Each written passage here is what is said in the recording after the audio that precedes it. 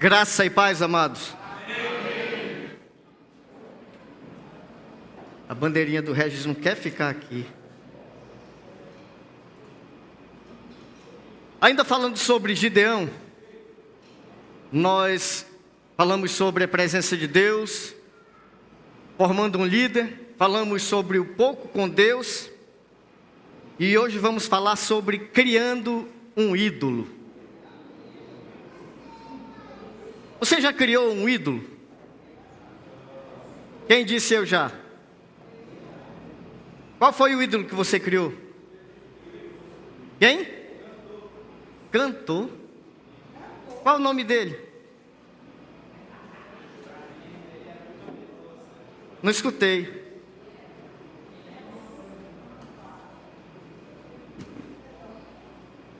Na história que nós vamos dar continuidade sobre Gideão, Gideão criou um ídolo. E quando eu pergunto se você também já criou algum ídolo, isso não pense que é algo estranho ou que você não tenha criado. Às vezes você diz, não, eu não sei nem modelar uma estátua, uma imagem. E eu quero lhe dizer que necessariamente um ídolo, ele não tem que ter uma imagem. No caso de Gideão teve, não uma imagem, mas um adorno. Mas vamos ao texto, Juízes 8, 22 a 27. Eu acho que a gente tem que trocar essas cadeiras brancas. Parece que o povo não gosta delas.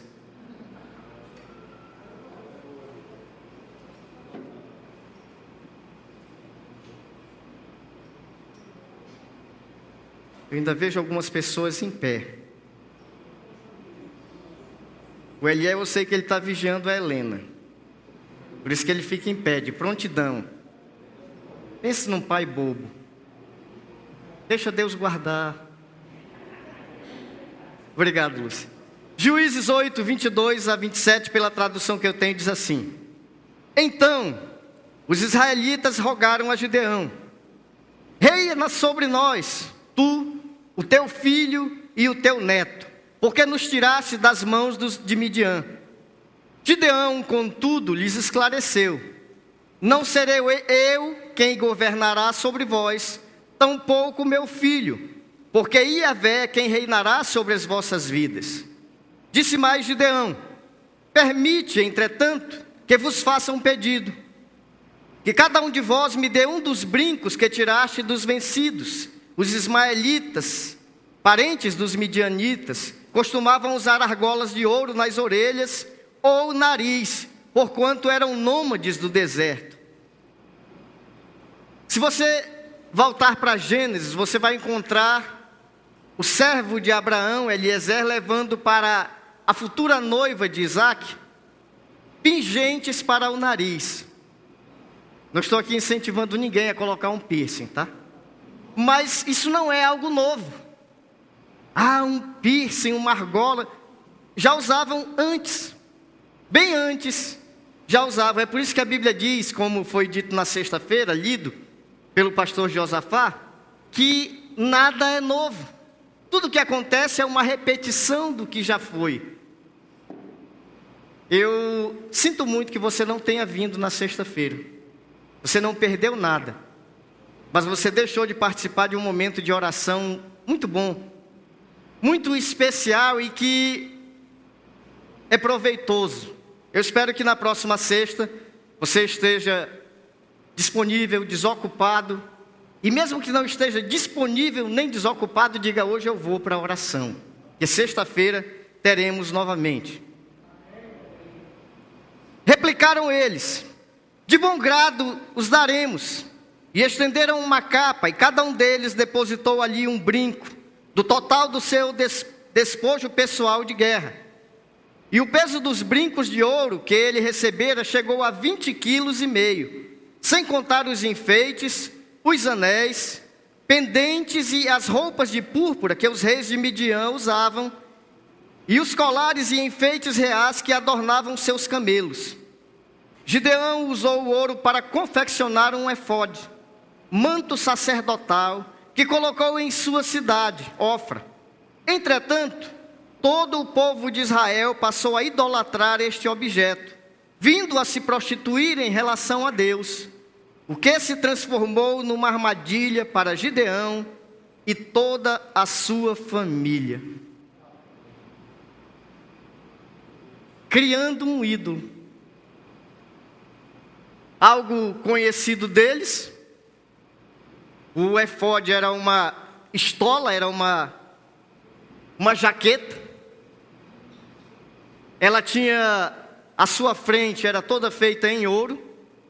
Ele não usou os 22,5 kg para fazer isso, senão seria muito pesado, mas usou parte desse ouro para confeccionar essa estola, que o sumo sacerdote usava, e que eles conheciam. Havia nelas pedras preciosas, haviam 2 pedras também nessa estola, Urim e Tumim, que quando se queria consultar Deus, era consultado através dessas pedras.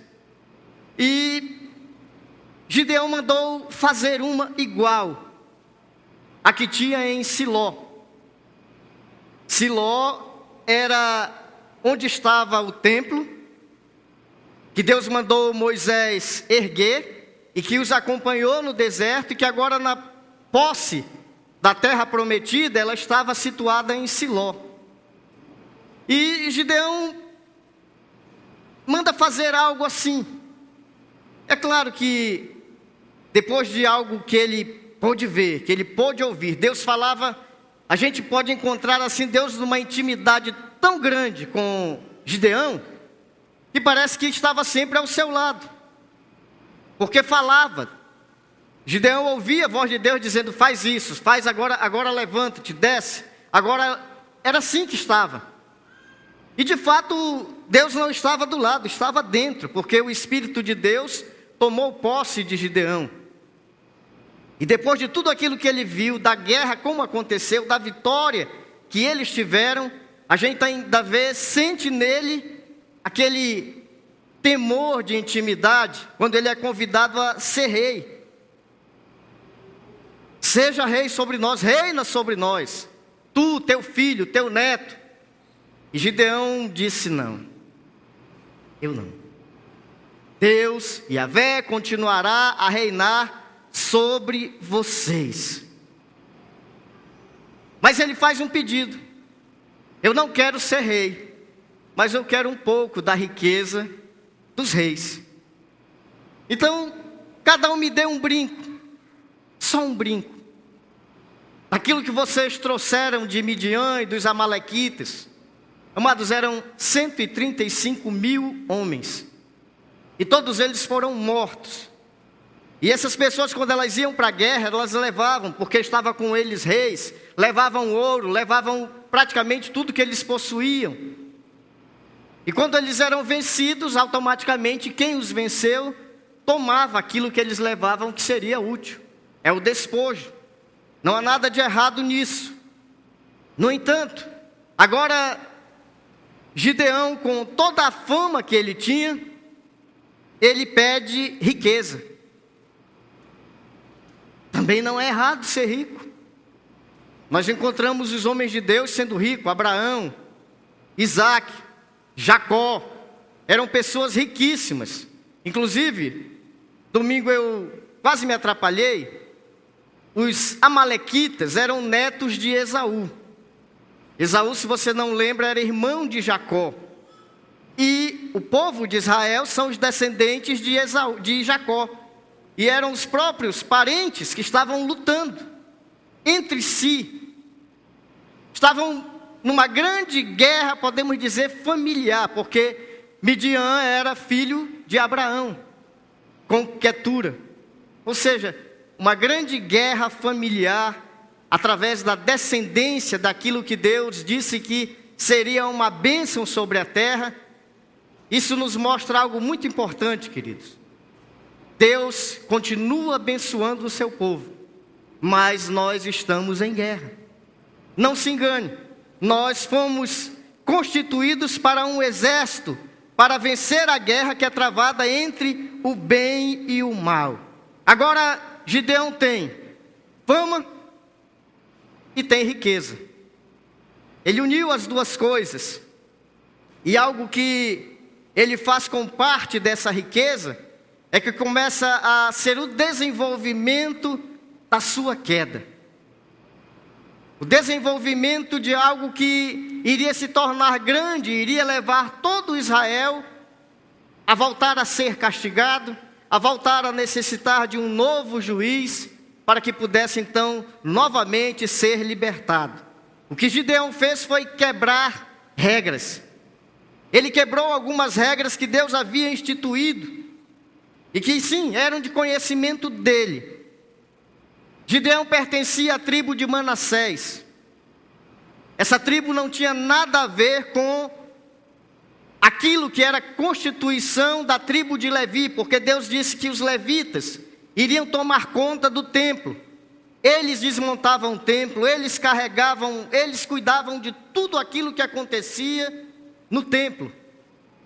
Os levitas não tinham sequer terra. Eles não trabalhavam na agricultura, eles não trabalhavam porque daquilo que as 11 tribos produziam e levavam para o templo como dízimo a Deus, como apresentação da oferta que eles davam a Deus, isso mantinha os levitas totalmente alheios a qualquer outro trabalho que não fosse o trabalho que era a constituição do templo e algo exclusivo totalmente para eles. E que agora Gideão, mandando fazer essa estola, ele quebra essa regra. Ele não tinha nada a ver com isso. A tribo dele não era de Levi, ele não podia de forma alguma ter feito isso. Ele manda fazer uma estola, que eu já expliquei basicamente o que era. Uma jaqueta, uma capa que o sacerdote usava quando ia estar na presença de Deus ministrando, seja através dos sacrifícios que faziam de purificação, ele usava essa estola. E como o próprio nome diz, ela era sacerdotal. Era algo exclusivo do sacerdote. Não era algo que qualquer um pudesse pegar e vestir, não era algo que qualquer um pudesse usar, era algo exclusivo para o sacerdote que estaria ministrando no templo do Senhor. E o templo não estava em Ofra. O templo estava em Siló. Portanto, essa estola nunca poderia ter sido feita. O que aconteceu com Gideão? Podemos então analisar. Se voltarmos um pouquinho à história dele, logo no começo, Deus diz: destrói o templo de Baal, o altar de Baal, e ergue um altar para mim. E sacrifica ali os animais com a lenha da mesa de Azerá, você vai consumir esse holocausto para mim. Deus mandou que ele levantasse um altar.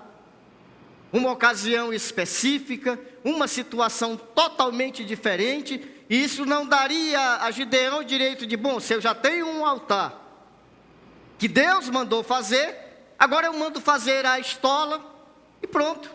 Eu terei o templo em casa.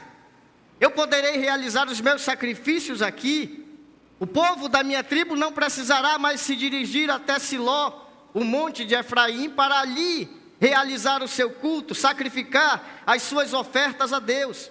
Eles poderão fazer isso aqui. Não nos enganemos, o propósito de Gideão era um propósito religioso. Ele queria de fato transferir de Siló o templo para a sua cidade, para a sua tribo, trazendo Deus para dentro de casa. A sua família agora teria bem próximo deles, poderiam servir a Deus, a sua tribo toda, seus parentes poderiam estar servindo a Deus, porque ele estava trazendo para dentro da sua casa aquilo que Deus disse será lá. Todos terão que adorar lá, todos terão que uma vez por ano ir até lá oferecer sacrifícios a mim.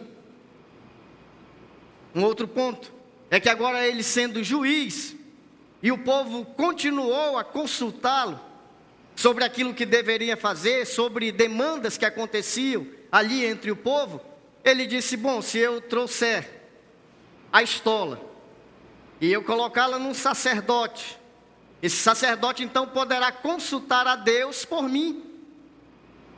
Eu estarei consultando a Deus diretamente para que as demandas do povo, para que as questões que sejam trazidas, sejam resolvidas diretamente por Deus. Que bom! Está tudo aqui, está tudo em casa. O trabalho vai ficar mais fácil, isso vai facilitar para o povo, Deus vai estar bem mais próximo de nós. Como interessante essa questão de Deus próximo de nós. Alguns anos atrás eu conheci uma irmã, e ela estava me falando sobre viajar para Israel. E eu falava para ela o seguinte, eu digo, olha, se me oferecerem uma viagem para Israel, eu vou perguntar, você pode transferir essa passagem para Nova York? Eu gostaria muito mais de conhecer Nova York do que Israel. Ela disse, mas pastor, eu digo sim. Pastor, quando a gente vai para Israel, a gente parece que fica mais próximo de Deus. Esse era o ponto que eu queria chegar.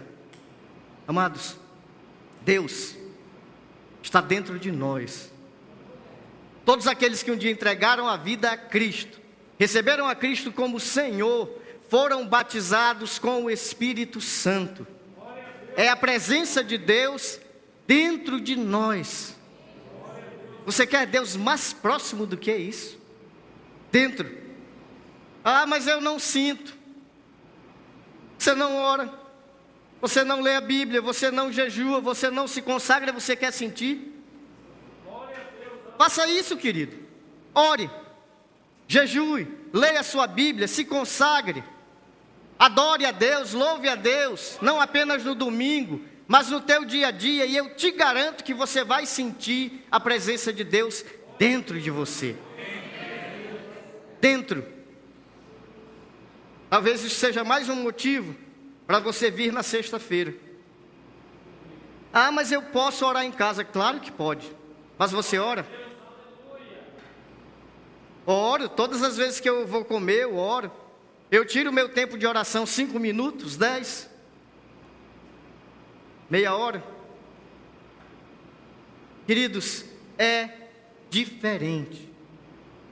Eu te digo uma coisa, se não fosse necessário locais consagrados para isso, templos, Deus não teria mandado fazer um.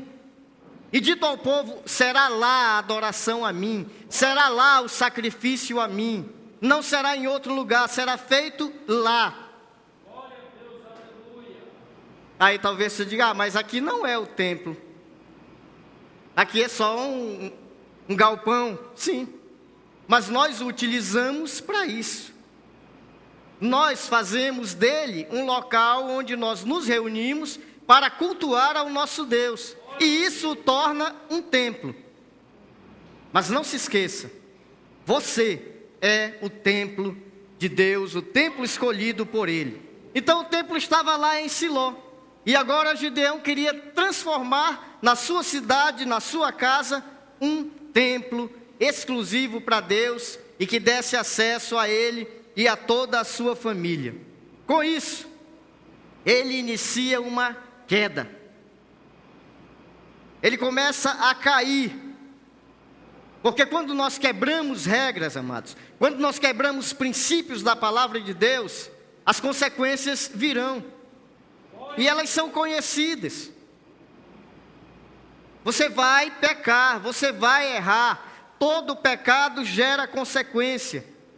O pecado foi pago pelo Senhor na cruz, e provavelmente esse pecado não te levará para o inferno, mas ele impede as bênçãos de Deus na tua vida aqui. E quebra a comunhão que deveria ser diretamente com Deus. Quando quebramos regras da palavra de Deus, nós pecamos. E Gideão quebrou regras que eram conhecidas dele e de todo o seu povo. E talvez você diga, mas por que Deus não falou para ele? Por que Deus não disse a ele que estava errado? Porque Gideão havia cumprido a missão que Deus deu a ele. A missão era libertar o povo. E Deus, através de Gideão, libertou o povo. A missão foi realizada. É tanto que o nome de Gideão está na história como um homem de fé. Está dentro de Hebreus, no capítulo 11, os heróis da fé. Mas encerrou ali a missão dele. Mas isso não lhe dá direito de dizer agora eu posso fazer o que quero. É quando muitas vezes a pessoa se converte e diz, bom, agora eu estou salvo. Uma vez salvo, salvo para sempre, agora eu posso viver a minha vida. Não.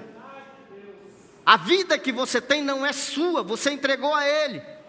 Porque Ele na cruz do Calvário entregou a dele, é uma troca. Quando eu aceito Cristo como Senhor da minha vida e isso me leva à salvação, eu estou dizendo agora a minha vida pertence a Ti. A minha vontade é Tua, os meus desejos são Teus e eu sou servo, eu vou fazer aquilo que Tu mandas. E quando eu não faço isso, eu quebro regras estabelecidas por Deus. Isso gera pecado e pecado gera consequências. A estola sacerdotal que Gideão mandou fazer tornou-se uma prostituta. E talvez isso traga um pouco de embaraço e eu esclareço. Nós, a igreja, é considerada, chamada e conhecida como a noiva do Cordeiro. Nós somos a noiva. Nós temos um relacionamento. Nós temos uma aliança com Deus. De estarmos em breve, quando Cristo voltar para buscar a sua noiva, realizarmos as bodas do Cordeiro, juntamente com Ele, do qual nós participaremos como noiva. Mas Israel se prostituiu ao idolatrar uma estola. Amados, era só uma jaqueta, algo feito em ouro. Mas o povo se corrompe por pouca coisa. Hoje tem muitos se prostrando diante de um pedaço de pau ou de uma armação feita em gesso. Independente do que seja, ouro ou prata não vale nada.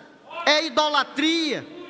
A palavra de Deus diz, só ao Senhor teu Deus adorarás e somente a Ele prestarás culto. Somente a Ele. Não a outro. Então a palavra de Deus diz que Israel se prostituiu ao abandonar o seu noivo, o seu relacionamento, o seu compromisso, para estar se prostrando diante de uma armação de ouro, um adorno de ouro. Em Juízes 8:27, diz, entretanto, todo o povo de Israel passou a idolatrar este objeto, vindo a se prostituir em relação a Deus. Abandonou o seu compromisso com o Senhor para se prostrar diante de um objeto. Que troca terrível. Talvez você pense, como é que esse povo era tão burro? Como é que esse povo não conseguia entender, não conseguia compreender? Eles viram o grande milagre do Senhor, a poderosa mão do Senhor livrando-os, libertando-os. E agora estão adorando a um pedaço de ouro, enfeitado. Aí talvez a gente, passando um pouco para nós, e nós? Quantas vezes não temos nos prostrado diante de uma programação na televisão, diante de uma programação familiar, diante de um evento, deixando de fazer aquilo que nos comprometemos, amados, porque quando você é e diz que faz parte desta igreja, essa igreja tem compromissos, e esses compromissos foram aceitos por você, ou então você não faz parte dela. E quando eu deixo de participar desses compromissos para fazer uma outra coisa, eu estou me prostituindo, abandonando ao meu Senhor para dar esse lugar a uma outra coisa. E o Espírito Santo está dentro de nós, querido. Nós carregamos Deus em nossa vida. E talvez você diga, então eu posso cultuar em qualquer lugar. Sim, mas o melhor lugar ainda é aqui, em reunião com o corpo, junto com o povo de Deus, junto. Embora Gideão fosse um homem bom, e provavelmente tudo que ele fez foi com uma mente honesta, o desejo dele era trazer Deus para dentro da sua casa. Que bom, mas haviam pecados na decisão que ele tomou, porque princípios e regras foram quebradas.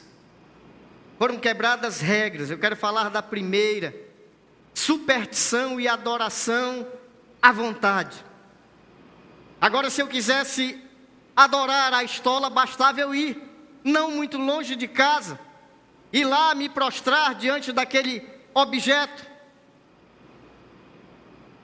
Um artifício que era totalmente proibido pela lei de Deus. Não farás para ti imagem de escultura, nem do que há acima no céu, nem do que há abaixo na terra. Não farás. E agora estava feito. E agora o povo tinha a liberdade de fazer da forma que quisesse. O segundo erro estava na presunção de usar ou fazer com que outros sacerdotes, que poderiam não ser da tribo de Levi, usassem esse tipo de estola, que era peculiar ao sumo sacerdote. Porque não era só porque é da tribo de Levi, pode tornar-se um sacerdote. Não era dessa forma que funcionava. Havia a linhagem de Arão, que era de onde descendiam os sacerdotes.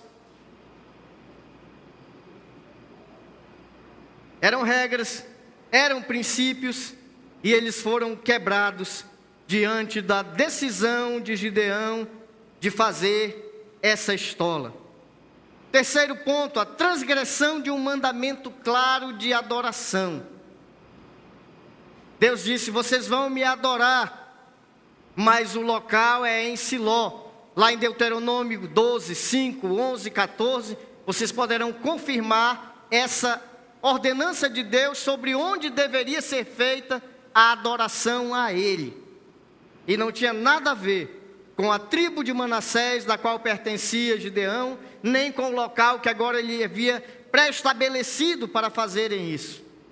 E o quarto, ele estava fazendo uma divisão entre o povo. Agora temos 2 locais de adoração a Deus. Isso vai acontecer também no futuro, porque foi algo que conseguiu destruir o povo nessa época. E Satanás não inova muito nas suas armadilhas. No futuro nós vamos ver outro homem se levantando e dizendo: não, o templo de Deus vai ser aqui. E foi mal aos olhos do Senhor, e houve consequências também para esse pecado, fazendo divisão entre o povo. Eu tenho certeza que se Gideão pudesse voltar, se ele pudesse ver isso com talvez outra motivação, que não agora a fama e as riquezas, ele poderia ter recuado da sua decisão. Mas agora ele era famoso, ele era rico, e ele estava experimentando uma nova vida, coisa que ele não tinha antes. Antes nós encontramos o início de Gideão, ele trabalhando e escondido por causa dos midianitas. Agora ele não trabalha mais. Agora ele era praticamente um pastor. Ele não trabalha mais. Ele não precisava mais fazer esse tipo de esforço. Ele era agora um homem rico. Era um homem famoso. Era um homem procurado. Quando eu falo de pastor, estou falando do pastor Josafá, tá? Então, era esse o aspecto dessa nova vida que Gideão estava vivendo. E eu quero te dizer, querido, que riqueza e fama podem mudar o homem. Dinheiro e poder podem mudar uma pessoa. Aquilo que antes era feito como culto a Deus, logo foi substituído por festas, orgias, porque era dessa forma que o povo daquela terra adorava os seus deuses, com grandes festas, com orgias sexuais. Era dessa forma que eles adoravam. E o povo de Israel já estava na idolatria novamente. Então, para eles progredirem para esses pecados maiores, não seria algo incomum.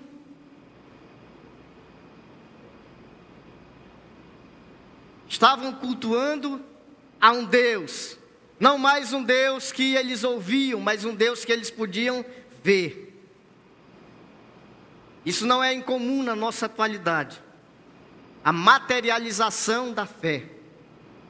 Não são poucos os programas televisivos ou até mesmo nas igrejas em que lhe vendem um copo com água, você coloca próximo do seu televisor e esse copo com água vai ser abençoado. E depois de tomá-lo você vai ser curado. O demônio vai correr. Tem respaldo bíblico? Tem. Os lenços de Paulo ou de Pedro curavam, expulsavam demônios. Nós vamos encontrar Cristo fazendo lodo, fazendo lama com a sua saliva e passando no olho de um cego, e ele sendo curado, tirando saliva dele, passando na língua do outro mudo, e ele falando. Mas não se tornou princípio. Eu lembro de um pastor que me disse que, até hoje eu acho que é mentira dele.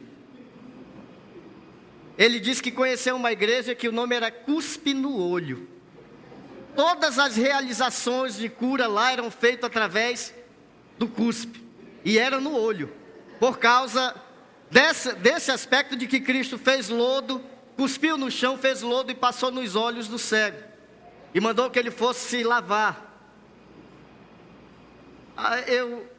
Como ele é um pastor muito brincalhão, parece com algum pastor que eu conheço, eu prefiro acreditar que isso é mentira. Mas não há, queridos, esse princípio estabelecido como cura. Através daquilo que você vê, Deus diz que nós o adoramos pela fé, e que sem fé é impossível adorá-lo. Você pode até ser curado de uma forma assim. Mas isso não quebra o princípio de que Deus disse é pela fé. É pela fé. E eu não devo materializar a minha fé, porque se eu materializo a minha fé, já não é mais fé em Deus, mas fé na água, fé no objeto. E era exatamente isso que o povo estava fazendo. Eles estavam agora adorando a um Deus que eles podiam ver. Isso aconteceu no deserto, quando Moisés subiu ao monte. E o povo disse, olha, nós não sabemos onde está Moisés. Já faz muito tempo, ele passou 40 dias na primeira, 40 dias na segunda. E o povo diz, faze deuses que nós possamos ver. E Arão mandou fazer. E eles viram. E Deus desagradou-se com isso e mandou destruí-los. E muitos foram mortos por causa da materialização da fé. A misericórdia de Deus é tão grande que isso não acontece hoje, senão a gente teria uma nova mortandade em muitas pessoas. Um outro aspecto que nós podemos encontrar muito claro nisso, depois que Gideão cumpre seu propósito e começa a fazer isso, Deus não fala mais com ele. Em nenhum momento mais da vida de Gideão, depois que a guerra foi encerrada com a vitória de Israel, nós vamos encontrar novamente Deus falando com ele. E talvez você diga, está aí. É por isso que o homem pecou. Deus não falou mais com ele. Aí eu pergunto para Amanda, então por que nós pecamos? Que temos a palavra de Deus, que pode falar conosco a todo momento. E sabemos que a palavra de Deus é algo que Deus deu para nós. A palavra de Deus é algo sobrenatural, é um livro perfeito. É Deus falando com o homem, quando lemos a sua palavra. E nós ainda pecamos. Mas Gideão agora não ouve mais Deus. A sua vida foi modificada. A comunhão com Deus logo foi trocada por mulheres. Pastor, onde é que tem isso na Bíblia? Gideão teve 70 filhos. 70. 7 mais um 0. Não dava para ser só com uma mulher. Ele teve várias. Era famoso. Era rico. A Bíblia não diz se era bonito, mas tendo já esses 2 pontos é suficiente. A gente vê isso na nossa atualidade também.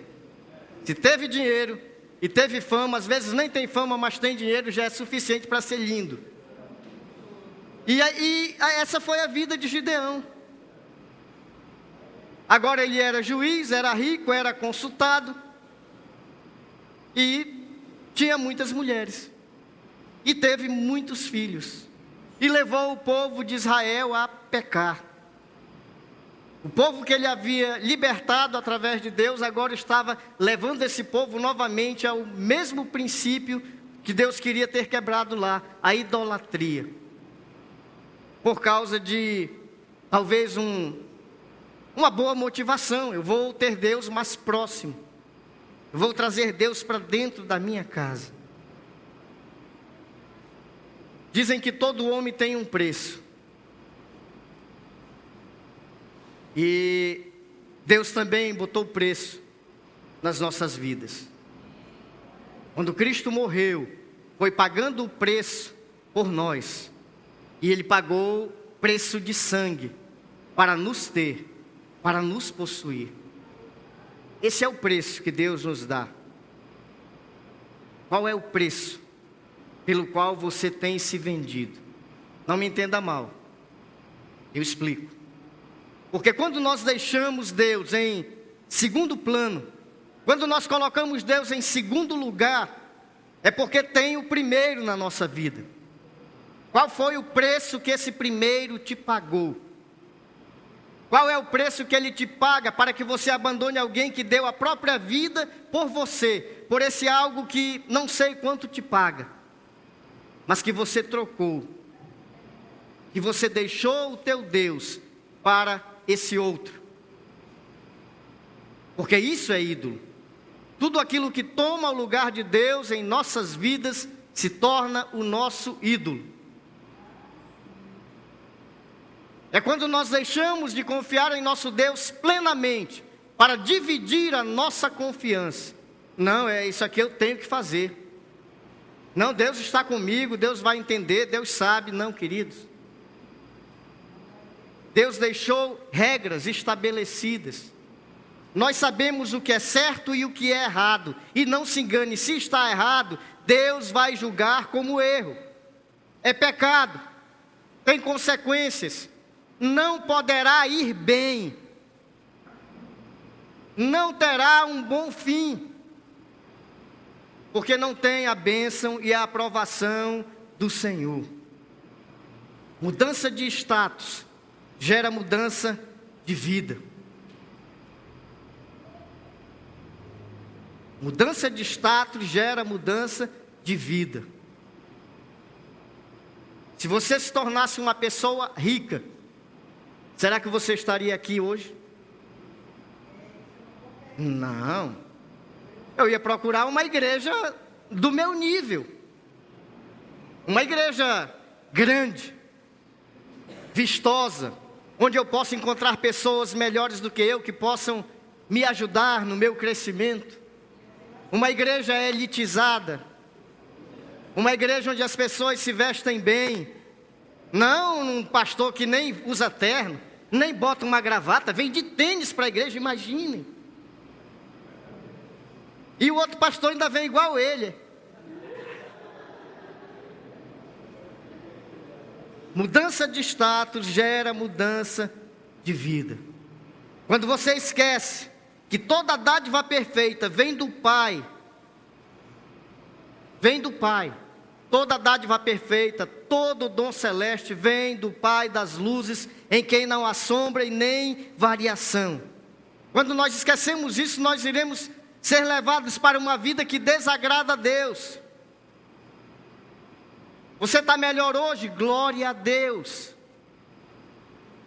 Eu sou grato a Deus por onde eu estou hoje. É Ele quem te faz crescer. Riquezas e dádiva e bem vem de Deus sobre a vida daqueles que o amam e temem. É por isso que o contrário disso, quando você tem essa consciência, tem uma vida de gratidão por aquilo que você tem, por aquilo que Deus tem te dado, há um reconhecimento de que vem de Deus, você irá bem. Você está no caminho certo. Eu quero finalizar dizendo, queridos, que a maioria de nós não pode ter além do que já possuímos. a maioria de nós não pode ter além daquilo que já possuímos, porque isso nos levaria a esquecer de Deus. Mas eu quero dizer com isso também que Deus está nos preparando para algo maior. Não foi para ficarmos nessa situação que muitas vezes nós murmuramos, reclamamos: Deus, até quando? Até que você esteja pronto. Até que aquilo que eu tenho para derramar sobre a tua vida não te destrua. Até que você saiba administrar aquilo que eu tenho, porque é algo maior. Os planos e os pensamentos de Deus sobre nós são de coisas maiores e melhores. Mas muitas vezes não estamos prontos ainda para administrar, e isso nos levaria à perdição, a esquecer de Deus. Às vezes eu fico pensando em mim, e eu acho que se eu tivesse muito dinheiro, eu não estaria aqui. Eu acho. Ainda não tenho certeza, porque eu conheço algumas pessoas que têm muito dinheiro e continuam servindo a Deus de forma que o honram, que o agradam e que mostram o seu amor e gratidão por aquilo que Deus tem dado a eles. Mas às vezes eu penso que eu talvez não seja assim. E eu acho que Deus também diz: você não está preparado ainda, porque Ele ainda não deu. Mas eu digo: Senhor, me prepara logo. Eu já estou com 55, Senhor. Então me prepara logo para que eu possa usar um pouco daquilo que o Senhor tem para derramar. Mas não se enganem. Ter o reconhecimento de que vem de Deus e de que tudo que Ele tem nos dado é bênção da parte dEle, é um grande princípio. Não se conforme com o que você tem, mas não esqueça, é Deus quem está te dando. Seja grato. Seja grato. Quando eu digo não se conforme, não é no aspecto de murmurar: Deus, não. É: Senhor, muito obrigado, mas eu estou esperando pelo melhor, porque o melhor de Deus ainda está por vir. Amém? Vamos ficar sobre os pés.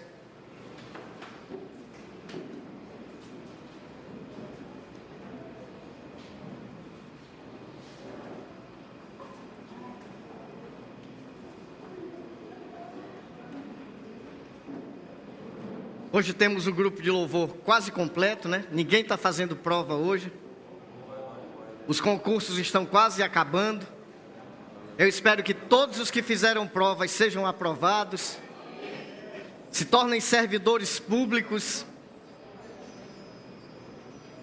e se tornem bons funcionários, mas não esqueçam de serem bons filhos de Deus, aonde quer que o Senhor os leve. Amém? Vamos orar. Senhor, muito obrigado pela Tua palavra, ó Deus, que tem a intenção de nos alertar e nos ensinar sobre aquilo, ó Deus, que acontece na vida das pessoas que Te serviram, ó Pai, que Te amaram, que Te honraram, mas que não, ó Deus, estavam livres de pecar. Isso nos lembra o que nós somos, ó Deus. Nós não estamos livres ainda do pecado. A consequência eterna dele o Senhor pagou na cruz. Mas é necessário, ó Deus, que nós mantenhamos contigo a comunhão para manifestarmos, ó Deus, a Tua presença em nossas vidas no mundo em que vivemos. Isso mostra, ó Deus, que de fato nós fomos resgatados, regenerados, aceitos por Ti, no dia em que nós reconhecemos o Teu senhorio sobre as nossas vidas. Nos ajuda, nos abençoa, ó Pai. Nós somos gratos por aquilo que o Senhor tem nos dado, mas nós sabemos, ó Deus, que há muito mais da Tua parte para ser derramado sobre as nossas vidas, sobre a Tua igreja. Que nós estejamos prontos, ó Deus, para receber. Que não venhamos, ó Deus, a ser corrompidos, a ser enganados, maculados, ó Deus, por aquilo que seja maior. mas que o reconhecimento de que o Senhor é que é o maior em nossas vidas. Seja algo, ó Deus, que domine o nosso ser em todo o tempo. Em nome de Jesus Cristo. Eu oro hoje, ó Deus, por aqueles que têm experimentado o menos. Que o Senhor, ó Deus, tenha misericórdia. Que o Senhor abra portas de emprego.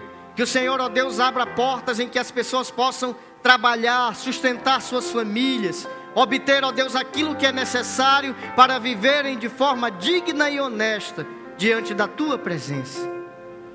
Usa de misericórdia, ó Deus, com os Teus filhos. Principalmente hoje, ó Deus, com os que pertencem a esse local, com os que estão aqui. Abre portas, ó Deus, no decorrer dessa semana. Que haja, ó Deus, chamadas para emprego, para trabalho. Que haja, ó Deus, mudança, melhorias para os Teus filhos em nome de Jesus. Nós te agradecemos, ó Pai. E pedimos que o Senhor nos liberte da idolatria. Nos liberte, ó Pai, de tudo aquilo que muitas vezes tem tomado o Teu lugar em nossas vidas. O compromisso que mantemos com essa igreja, ó Pai, é trocado muitas vezes pelo cansaço, por uma festa familiar, por um jogo, por um evento. Ó Deus, essas coisas são tão pequenas para serem trocadas por Ti. Que o Senhor nos perdoe. Que o Senhor, ó Deus, tenha misericórdia das nossas vidas e nos dê livramento, para que tenhamos, ó Deus, a possibilidade de Te servir sem peso. Em nome de Jesus, Pai. Abençoa esta igreja, eu Te peço. Agora e para todo sempre. Eu oro em nome de Jesus. Amém.